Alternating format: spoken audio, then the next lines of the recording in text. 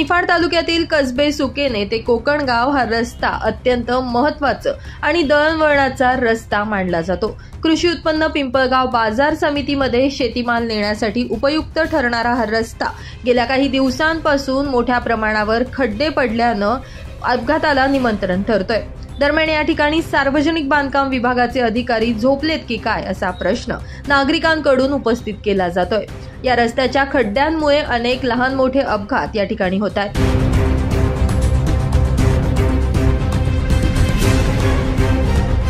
मंगळवारी रात्री जाधव पाटील वळणावरती खड्ड्यांमुळे एक स्विफ्ट कार पलटी झाली। सुदैवानं जीवितहानी झाली नसली तरी देखील अत्यंत भयानक परिस्थितीमध्ये त्या नागरिकांना सुरक्षितरित्या बाहेर काढण्यात आलं। प्रशासन एखादी मोठी दुर्घटना होण्याची वाट बघतंय का असा प्रश्न आता नागरिकांकडून उपस्थित केला जातोय।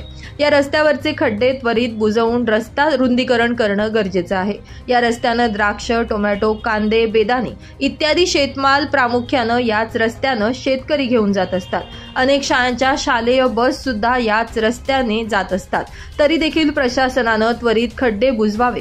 काही दुर्घटना घडली तर प्रशासनावरती मनुष्यवधाचा गुन्हा दाखल करण्यात यावा अशी मागणी आता रहिवाशांकडून करण्यात आली आहे। ब्युरो रिपोर्ट, नाशिक माझा न्यूज, नाशिक।